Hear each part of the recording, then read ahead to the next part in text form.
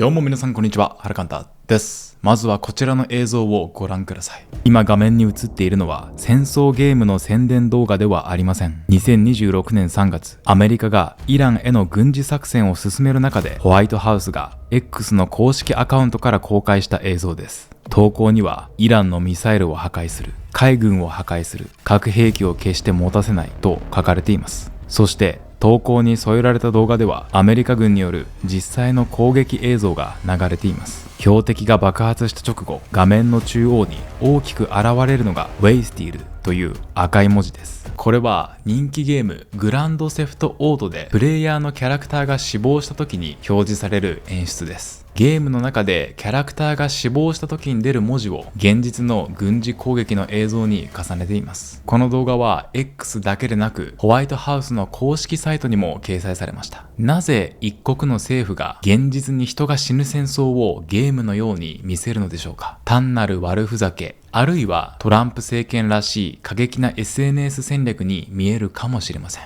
しかし政府や軍が国民にどのような戦場を見せるのかを管理してきた歴史は今に始まったものではありません。ベトナム戦争では政府にとって不都合な戦場までテレビに映りました。その後の湾岸戦争では軍が記者の行動や国民に見せる映像を厳しく管理しました。そして今では政府自身が映像を編集し SNS を通じて国民のスマートフォンへ直接届けています。今回はベトナム戦争、湾岸戦争、イラク戦争、そして2026年のホワイトハウスの投稿を比較しながら政府や軍が戦争をどのように見せてきたのかを解説します。ぜひ最後までご覧ください。まずは1960年代にアメリカが本格的に軍事介入したベトナム戦争から見ていきます。ベトナム戦争では後の湾岸戦争と比べて記者は比較的自由に戦場を取材できました。記者たちは軍用ヘリコプターなどに乗って戦闘地域へ入り、そこで目にしたものを写真や映像に収めました。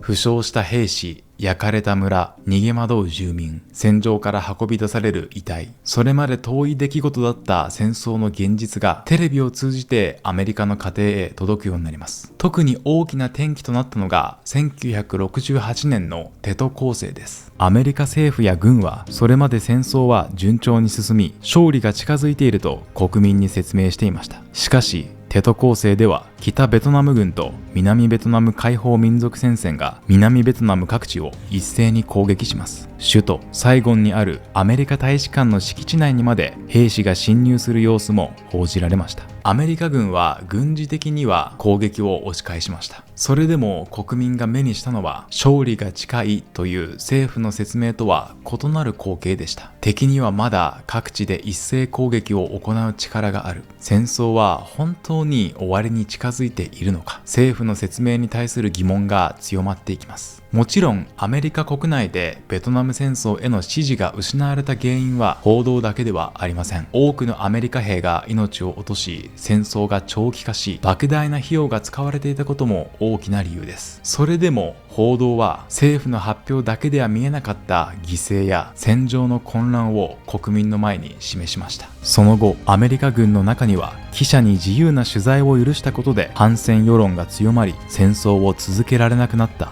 という見方が広がりました。こうした見方を背景にアメリカ政府と軍はその後の戦争で記者の行動や国民に見せる映像をより厳しく管理するようになっていきます。その転換がはっきり現れたのが1991年の湾岸戦争です。1990年8月、サダム・フセイン政権下のイラク軍が隣国クウェートへ侵攻し、ほぼ全土を占領しました。翌1991年1月、アメリカを中心とする多国籍軍がイラク軍に対する大規模な空爆を始めます。湾岸戦争の取材には世界各国から多くの記者やカメラマンが集まりました。しかしベトナム戦争のようにそれぞれの記者が自由に前線へ入れたわけではありません。そこで使われたのがプール取材と呼ばれる方法です。軍に選ばれた少人数の記者だけが軍の用意した車両などで現場へ向かい、指定された範囲で取材します。その記事や映像を現場に入れなかった他の報道機関にも共有する仕組みです。つまりどの記者を現場へ連れて行くのか、どこを取材させるのか、どの作戦を見せるのか、その多くを軍が決めていました。もちろん作戦上の秘密や兵士の安全を守るために取材を制限しなければならない場合はあります。しかしこの仕組みによって記者や国民が目にする戦場は軍が取材を許可した範囲に大きく制限されることになりました。その時テレビで繰り返し流されたのが戦闘機などに搭載された照準用カメラの映像です。画面の中央に照準が現れ、標的となる建物に重なる。数秒後、白い閃光が走り、建物が爆発する。遠く離れた場所から敵の軍事施設だけを正確に破壊しているように見えました。しかし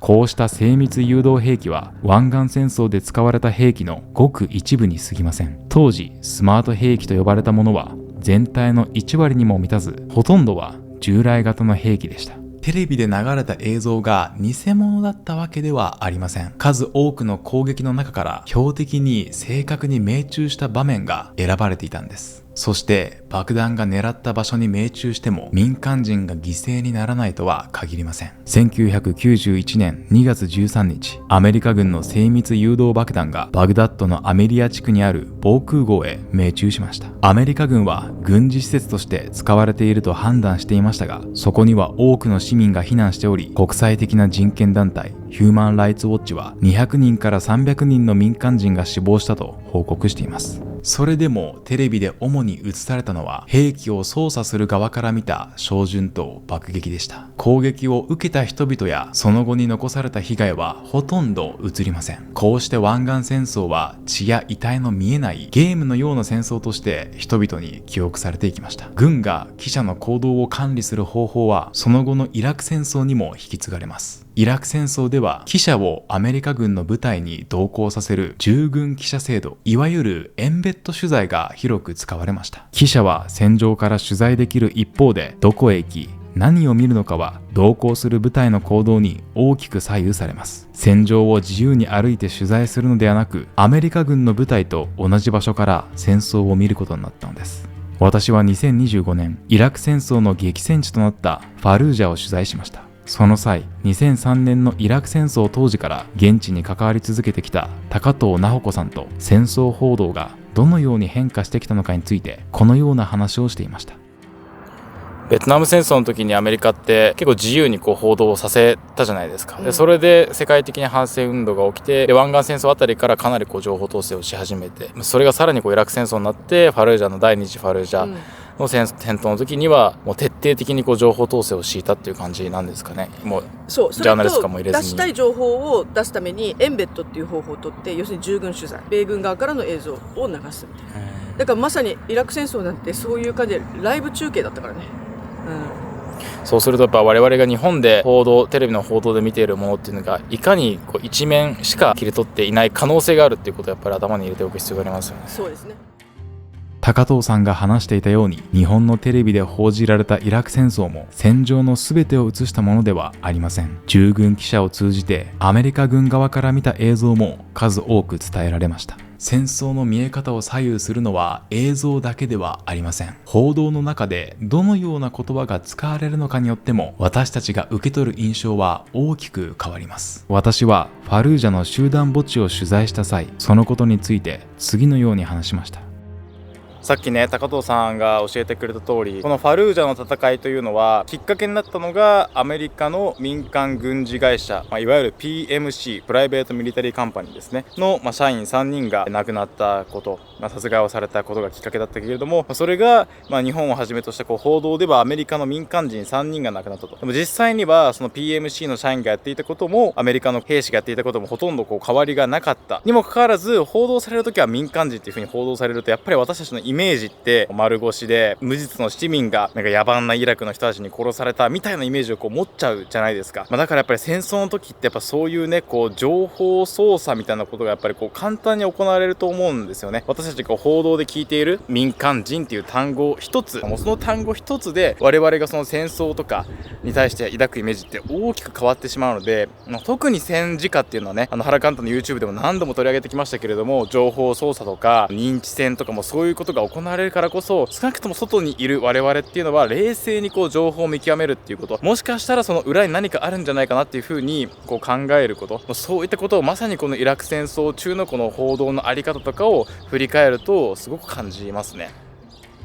戦争報道では何を映すのかだけでなく、何と呼ぶのかによっても出来事の見え方が変わります。従軍記者が届ける映像も民間人や兵士といった言葉も、それ自体が完全な嘘でなくても戦場の一面だけを強く印象づけることがあります。そして現在、戦争の見せ方はさらに変わっています。軍が記者の行き先を管理し、報道機関を通じて映像を届けるだけではありません。政府自身が映像を選び、短く編集し、 SNS を通じて私たちのスマートフォンへ直接流せるようになりました。ここまで見てくると、冒頭で紹介したウェイスティールの動画が単なる悪ふざけではないことがわかります。あの映像は私たちに何を見せ、反対に何を見えなくしているのでしょうか。その話に入る前に少しだけお知らせをさせてください。私、原カンタは世界を無視しない大人になるためにという本を自費出版しています。私自身が国際協力の活動を始めた原点について書いた一冊です。興味のある方はぜひ動画下のショップからお買い求めください。全国各地で講演会も行っています。国際協力や社会貢献、戦争や平和をテーマに、原カンタの講演会の開催にご関心のある企業や教育機関の皆様、概要欄のリンクからお気軽にお問い合わせください。ホワイトハウスが投稿した映像に映っている攻撃自体は現実に行われたものです。ゲームの映像を実際の攻撃に見せかけているわけではありません。問題はその映像に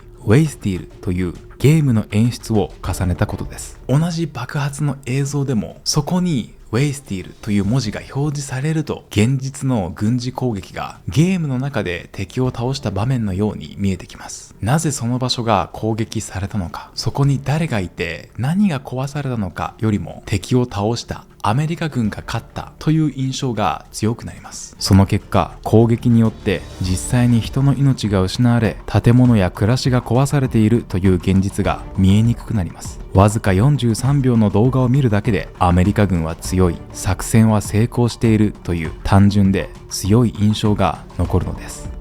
プロパガンダは嘘だけで作られるものではありません。映像そのものが本物でも、どの場面を選び、どんな文字や音楽を加え、どこで終わらせるのかによって戦争の見え方は変わります。だからこそ、戦争映像を見るときは本物か偽物かだけで判断するのではなく、誰が公開したのか、なぜこの場面を選んだのか、そして映像に映っていない場所で何が起きているのかまで考える必要があります。ウェイスティールの動画はわずか43秒で終わります。しかし、現実の戦争はそこで終わりません。私はイラクで戦争から20年以上が過ぎても名前すらわからない人々が眠る集団墓地や、家族を失った記憶を抱えて生きる人たちを取材しました。攻撃の瞬間は数十秒でも、その後に残る傷は何年何十年と続きます。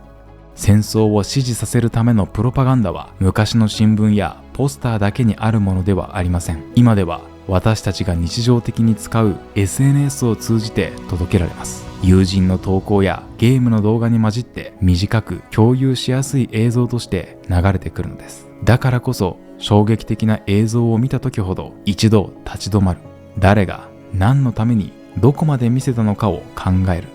それが政府や軍が見せたい戦争と現地で実際に続いている戦争を分けて考えるために必要な視点だと思います。今回の動画を見て、皆さんはホワイトハウスの投稿をどのように感じたでしょうか。ぜひコメント欄で感想をお聞かせください。原カンタのチャンネルでは、世界で起きている戦争や社会問題について、ニュースの表面だけでは見えない事実を発信しています。次にニュースを見たとき、その情報を誰が何のために伝えているのかまで考えられるようになる、そんな動画をこれからも届けていきますので、ぜひチャンネル登録をお願いいたします。私が運営するオンラインサロンシナジーでは、今回のような簡単には答えの出ない国際問題について、様々な立場や経験を持つメンバーと意見を交わしながら学んでいます。原カンタの YouTube を見た後、もう一歩踏み込んで学んでみたい方、自分に何ができるのかを考えたい方は、概要欄のリンクからホームページをご覧ください。ということで、今回も最後までご視聴いただきありがとうございました。また次回の動画でお会いしましょう。